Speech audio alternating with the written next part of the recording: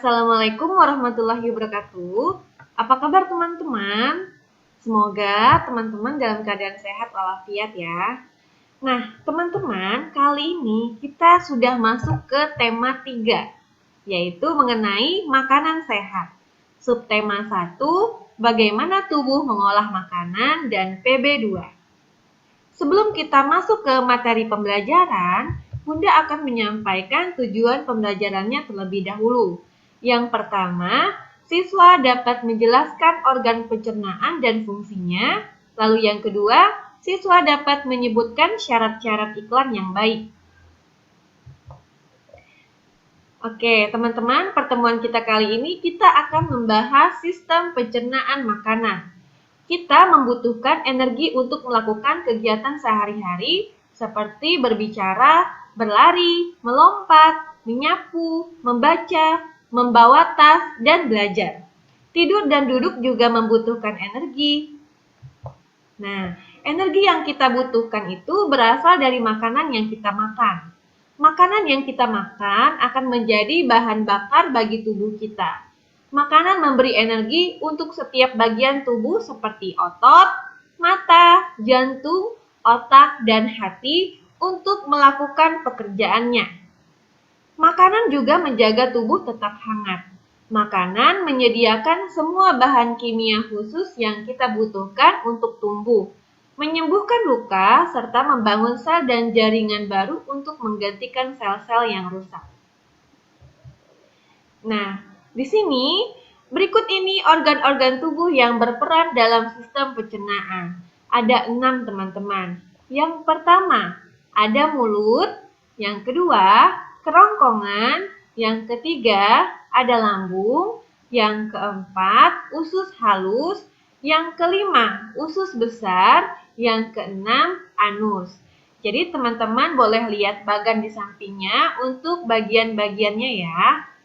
Untuk mulut, ini ketika kita memasukkan makanan ke dalam mulut, gigi akan menghancurkan makanan menjadi potongan yang lebih kecil dan kelenjar ludah memompa keluar ludah. Ludah atau air liur mengandung enzim yang mengubah karbohidrat menjadi gula. Ketika lidah, gigi, dan bagian dalam mulut mengubah makanan menjadi bubur, puting kecap di lidah memberitahu kita seperti apa rasa makanan itu. Jadi mulut itu biasanya itu memberitahu kita seperti apa rasa makanan yang telah kita makan atau yang sudah kita kecap gitu ya teman-teman. Lalu yang kedua ada kerongkongan. Nah, kerongkongan ini ketika sesuap makanan telah menjadi bola lunak seperti bubur yang disebut bolus, lidah akan mendorongnya ke belakang mulut. Makanan itu akan masuk ke dalam kerongkongan. Pada saat yang sama, epiglotis akan menutup jalan masuk ke hidung dan tenggorokan agar makanan menuju kerongkongan. Gerakan menelan hanya membutuhkan waktu 2-5 detik. Otot-otot polos di dinding kerongkongan meremas makanan turun ke lambung. Gerakan meremas ini disebut gerak peristaltik. Oke, sekarang kita lanjut ke lambung. Lambung setelah ditelan, bolus akan berada di lambung selama 4 jam. Lambung adalah kantung yang dapat menggembung atau membesar untuk menyimpan makanan. Lambung mempunyai otot-otot yang kuat untuk meremas dan mengocok makanan serta mencampurnya dengan getah lambung untuk membentuk bubur kental yang bernama thymus. Getah lambung mengandung enzim dan asam klorida. Asam klorida membunuh kuman yang ada dalam makanan yang kita makan. Sementara enzim pepsin dan renin mencerna protein di dalam makanan kita. Kita lanjut yang keempat, ada usus halus. Untuk usus halus ini, setelah dari lambung yang asam, thymus masuk ke usus halus. Di sini, thymus dicampur kembali dengan getah pencerna dari pankreas dan empedu yang dihasilkan oleh hati. Getah pankreas akan membantu mencerna makanan yang mengandung karbohidrat, protein, dan lemak. Empedu membantu mencerna makanan berlemak dengan menghancurkan lemak menjadi tetes-tetes kecil. Kita lanjut ke usus besar. Usus besar ini terbagi menjadi 3 bagian, teman-teman. Yang pertama ada sekum, yang kedua kolon, dan yang ketiga rektum. Bagian pertama dari usus besar adalah sekum, yang menerima buangan dari usus halus. Di sekum bergantung saluran kecil yang bernama umbai cacing atau usus buntu. Panjang usus buntu hanya 8-10 cm. Panjang usus besar hanya sekitar 1,5 meter dan tidak berbelok-belok. Usus besar tidak menghasilkan enzim pencernaan dan tidak mempunyai jonjot.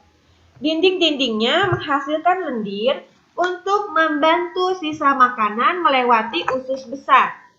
Seperti itu. Lalu teman-teman, di sini ada anus yang keenam ya.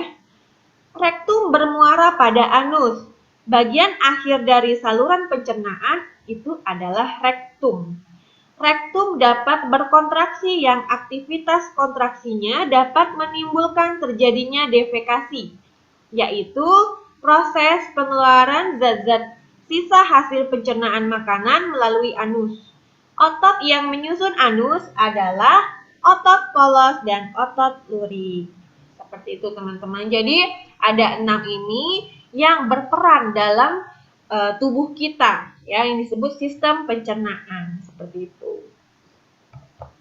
Nah, kita lanjut ke syarat-syarat iklan. Iklan dibuat dengan tujuan agar masyarakat tertarik dengan produk atau jasa yang ditawarkan. Agar tujuan iklan itu tercapai, kita perlu menggunakan kalimat-kalimat yang sifatnya mengajak atau kalimat yang persuasif, serta gambar yang sesuai dengan isi iklan agar pengguna tertarik membeli atau menggunakan produk atau jasa tersebut. Jadi, iklan-iklan yang sering teman-teman tonton di TV itu biasanya mereka membuat iklan tersebut menjadi semenarik mungkin supaya bisa menarik konsumen untuk membeli ataupun menggunakan produk mereka.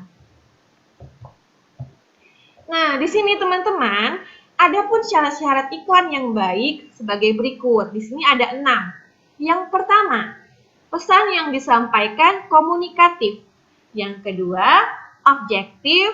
Yang ketiga, menggunakan kata-kata yang menarik sehingga diminati. Yang keempat, bahasanya harus jelas dan mudah dimengerti. Yang kelima, kalimat yang digunakan tidak menyinggung produk lain. Yang keenam, berisi ajakan agar membeli produk atau jas yang ditawarkan, tertarik membeli atau menggunakan produk yang diiklankan. Seperti itu teman-teman. Jadi kalau membuat iklan itu tidak sembarangan ya teman-teman. Ada syarat-syaratnya supaya iklannya itu menarik seperti itu.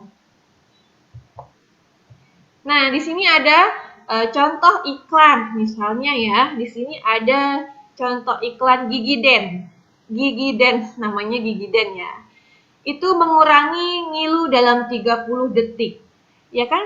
Jadi di iklan ini dia berusaha membuat semenarik mungkin. Makanya dia menambahkan mengurangi ngilu dalam 30 detik. Ya, seperti itu. Jadi membuat iklan tersebut semenarik mungkin agar kita tertarik untuk membelinya. Di situ ada bonus sikat gigi mini. Jadi mereka memberi bonus sikat gigi supaya kita bisa membelinya gitu teman-teman.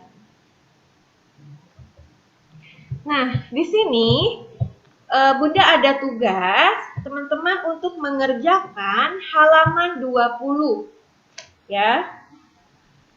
Halaman 20 dari nomor 1 sampai nomor 10. Mengenai nama organ dan fungsinya. Oke teman-teman. Nah, mempelajari organ atau alat pencernaan manusia menjadikan kita tahu bahwa setiap sesuatu itu mempunyai fungsi. Gigi kita yang kecil di dalam mulut sangat berguna untuk menghaluskan makanan yang kita makan. Gigi-gigi yang berbeda bentuk tersebut bekerja sama menghaluskan berbagai jenis makanan. Jika daging yang kita makan, maka gigi taring akan bekerja mengoyaknya. Jika sayuran yang kita makan, maka gigi geraham yang bekerja menghaluskannya. Selain memiliki fungsi masing-masing, alat-alat pencernaan dalam tubuh kita juga bekerja sebagai sebuah sistem. Artinya, antara satu alat pencernaan lainnya saling mempengaruhi. Jika salah satu alat pencernaan tidak bisa menjalankan fungsinya dengan baik, maka akan berpengaruh terhadap kerja fungsi alat pencernaan yang lain. Misalnya nih teman-teman, jika gigi kita tidak bisa bekerja dengan baik sehingga tidak mampu menghaluskan makanan dengan baik di dalam mulut, maka akan berpengaruh terhadap kualitas pencernaan makanan tersebut di dalam lambung.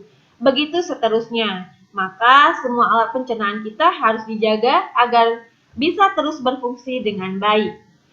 Seperti Allah Subhanahu wa taala berfirman, "Jika kalian hitung nikmat Allah, kalian tidak akan pernah dapat menghitungnya. Allah Maha Pengampun lagi Maha Penyayang." Surat An-Nahl ayat 18. Nah, sekian dari Bunda Desi. Wassalamualaikum warahmatullahi wabarakatuh.